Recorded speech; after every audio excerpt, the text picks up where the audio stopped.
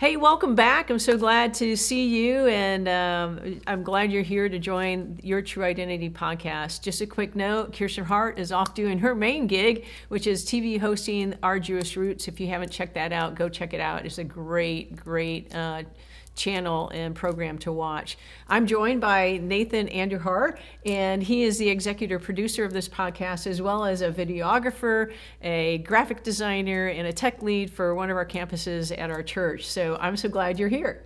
No, I'm glad to be on. You said it was one of the conditions. If I'm not on, you can't do my show. So here I am. I'm doing it. I'm having a conversation with you. Yeah, I'm so glad you are here. And so one of the things that that we talk about is learning how the guests that come on the show found their true identity in Jesus Christ. And so we'd love to hear and have you share with those listening your story and your journey, some of the transforming choices that led you closer to Christ or to know Christ, or maybe away from that. So why don't you just share with those listening your story? Yeah, so briefly, I've always grown up in church. I've always been surrounded by people that know Christ, people that claim to be believers and followers of Jesus. The interesting part is when you're surrounded by something by default, you really don't know how people got to that point. You think, so either they were born into this and they just claimed that, or some point they found a defining moment to choose to live that way. Right. And so for me, as an observer, but also as a partaker, I guess, in what the church was in that community, for me, it was just a lot of developing kind of thoughts in my head. So where's my identity? How am I going to be able to say, if someone comes up to me, so why are you a Christian? You know, because you grow up, and even in a secular environment, you have people that don't really believe in Christ saying, oh, I'm a Christian because I go to church. Right. So that was always very interesting to me. And so I kind of pressed into that. I said, all right, Nate, if you're going to believe in something, why do you believe in that?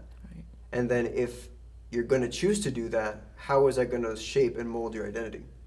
So that was definitely a big factor of me growing up in the church, and that was early me. I was about like 13 years old when I started thinking that way. Right, and so that's pretty young, trying to figure out who am I and what my purpose is. So can you take us through what that journey looks like? Because it just didn't happen overnight. Oh, you figured it out. So what were the struggles, and what were you thinking about, and how long did that take you? Yeah, absolutely. So when we live in a world that is no longer it doesn't acknowledge God's supernatural move, because now everything's materialistic. You know, we look around and we see everything that is man-made. You stop seeing visual or visible manifestations of what God can do. Doesn't mean it doesn't happen, but because that's the way that humanity has gone about its course, what happens is I see how the secular world can cling so hard to things that they make and make that an identity. Right. For example, in middle school, I was growing up, and what was very common was, hey, so what are you? Are you bisexual? Are you gay? Or are you lesbian? This was in middle school. I was just going into 6th grade out of 5th grade. I remember, like, 5th grade was day and night from 6th grade, because in 5th grade, all I had to worry about is, do I have recess? Cool. And then I'm going to lunch, and it's that simple. That's great, right? 6th grade, I walk in, and people are asking me questions like this. Did you even know what they were asking? Absolutely not. Yeah. Absolutely not. And so what happens is my mind starts to spiral and go into the thought of, so if they know something I don't, maybe I should look into what their definition of what that means, right? And I grew up in a household where we're Christians, and this is not to denounce someone else's faith, but because it was not ingrained in me to choose, hey, why are you a believer? You know, you know, as our son, are you going to choose what we chose because you believe this too? That conversation never really happened. Okay. So when I'm exposed to a secular environment where they're really ingraining something into me, it's like, well, they're choosing to do something that my parents haven't even done. Right. So maybe they know more than I do. Yeah, it caused you to start questioning. I start questioning. Maybe some truth about what your parents were sharing and what you were experiencing. Yeah. And it was really weird, because it's like, so maybe I can have hybrid faith. Maybe I can believe what is Christianity, but also believe what the world is telling me about myself. Right. You know, I went in to middle school I would say not feminine, but I went in knowing that I had been raised by my mother, a twin sister, and a younger sister. So of course at home, being the only son and the only boy, but having the influence of my sisters in that age range, of course I'm going to be more attached to what they like, Right. you know? Sure. I can appreciate what they like. Yeah. And then that really conflicted, it was a conflict in my mind. It's like, so if I like what my sisters like, then does that mean I also like men? Does that mean that I am also attracted to boys? Yeah. And that's such a far stretch, but the fact that in your head that really develops over time from small seeds that are planted in your mind and really make you question, all right, so again, people are asking you questions that you've never heard of. Right. That's really big stuff, right? And so, at sixth grade, you're 13, right? Yeah, 13-ish, maybe Right, 12, around right. that age. So at sixth grade, you're having these questions and you have these feelings, and that's a lot to sort of process through. And did you have anybody that you could talk to about it? So the church doesn't intentionally go around saying we're going to demonize you. But the reality is there's always a shame that comes with bringing about these conversations. From your experience. From my experience. Yeah. It's any conversations that has to do with sexuality, even adultery, things that just were shameful, things that carry shame, Right. that are visible sins, right? Everything that's an exterior expression of sin, Right. that's always demonized. And it's degraded within the church, from my experience. So because that was the case, it was really hard for me to even open up about what was going on in school, in my mind, in my heart, what I was questioning. Because it's like, how do I come out and say, Dad, I'm being confronted by people at school saying this, and this. I don't know what that means. Yeah. But then to fear, is my dad going to question if I'm falling into that? Right. And so let's just make sure those listening, you had shared earlier by your twin, by the way, I'm a twin. Yep. Twin power. And so, Yeah, twin yeah. power. Yeah. And then you were raised more by your twin and your mom. And so what was going on with your dad? Because if there's not, healthy nurturing about these kind of questions and about these feelings, you can start going down a different path. So where was your dad in the picture? And So my dad he was how do I say this? He was present. He definitely was present. He was there. He was a dad, but he didn't have characteristics that would help develop someone else's character. He was more so just present. Do you need a meal? Do you need to eat? You need to ride to school? You need the very basic things that they helped develop me as a person. I'm growing, I was fed. But when it came to thought-provoking conversations or even conversations just about basic, hey, what is sex? Right. Never really happened. Yeah. So where'd you go find the answers to these questions that you were and feelings that you had? Again, the hard part is that schools teach these things. Schools teach on sex. Schools teach on relationships. Yeah. But they're not Christ-centered. And because they're not Christ-centered, it's basically up for grabs.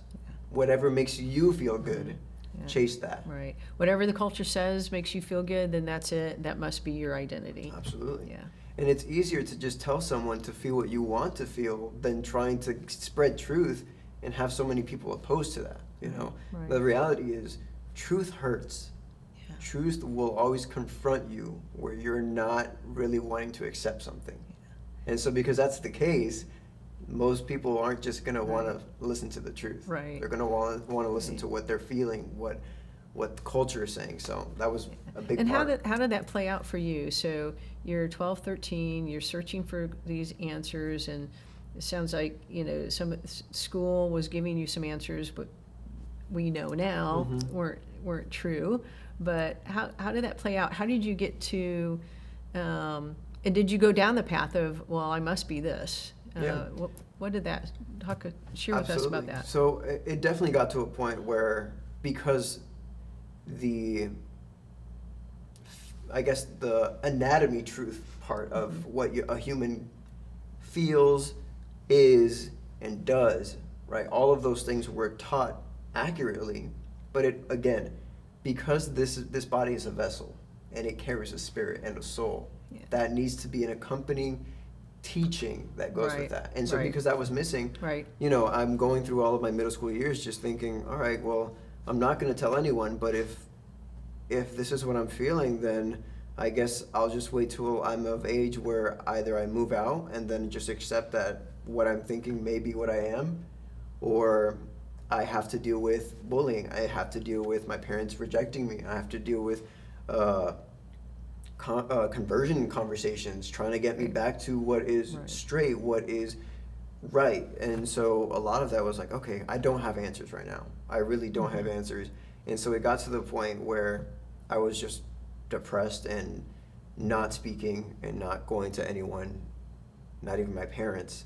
And church was a routine at that point. It wasn't a relationship. It was religiosity. It was not a relationship for me. That's not what I was taught. I wasn't taught to believe in a relationship, but it was more so, okay, so you have a religion that you believe in, you practice. So it really didn't take me anywhere up until maybe I was like 18. Okay. And then what happened at 18? So at 18, I transitioned out of the church that I was in. I moved into another one, and the interesting part was that the teaching that night was over identity. Really? Yeah, it was a divine intervention from the Holy Spirit in God's hand. Yeah. 100%. It was so clear. I may not remember it now, but I remember what it did to me. I don't remember the details of the teaching, but I know that I can remember that and say that was a defining moment for me saying, all right, Lord, this is what I've been needing. Right. This is what I've been needing. And it was just no longer leaning on people, because that was the thing. If you need help, lean on someone, right? Lean on someone, but that's not even what the Bible teaches. If you need something, don't lean on anyone, not even yourself, not even your own understanding. Right. So the fact that I was able to acknowledge that in that moment, in that teaching, and say, Lord, I'm sorry. I feel like you had been calling me to lean on you, and for you to reveal who I'm supposed to be. And that doesn't mean that I can't be a good brother. That doesn't mean that I can't be a good son, but that definitely doesn't mean that it just meant so many things in that moment, truly. But it redefined, all right, you're not any of the things that this world had been telling you that you've been for years. Had nothing to do with that, because the worst part was, even the things that I was told that I may have been, I didn't relate to. It had no affinity to me. It had no attachment. I was trying to glue myself to those things. Because I'm like, I need something.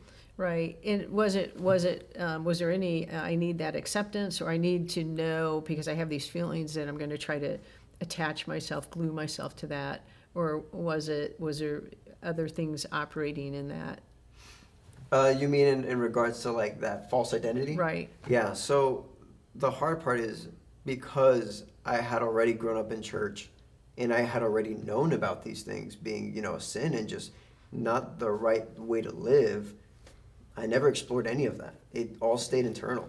It all stayed. And that's a pretty big battle. Just in not acting out on it, but still having the struggle and the thoughts and the feelings and not having anybody to talk to. That's a lot of energy. And the worst part is that the only way that it's reaching your soul is through your ears and your eyes. That means that those are only mediums of intaking and no way of expressing it. Right. That had to be really hard. So it was just like, the craziest thought I remember was, and I was talking to God about this. I was talking to God about this, of me potentially being gay. I told God, I guess I'm just going to have to wait until everyone that's important to me is no longer in my life. Oh, so in my head, I had the conversation of maybe when I'm like 50 years old, when my parents pass, when my sister is away from me, all these things, maybe I'll just entertain the idea of maybe I'm gay.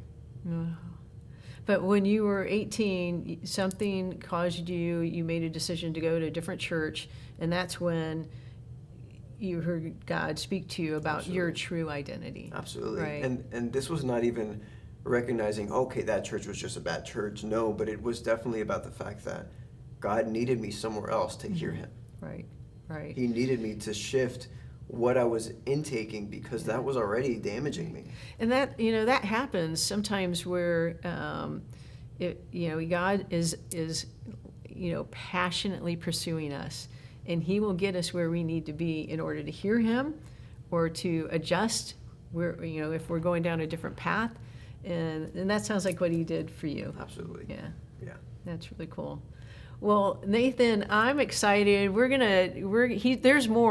There's more about Nathan's story, and we're gonna join us next time, and you'll hear more about his journey and what does it mean to have a true identity in Jesus Christ. Yeah. So, see you next time. See you then.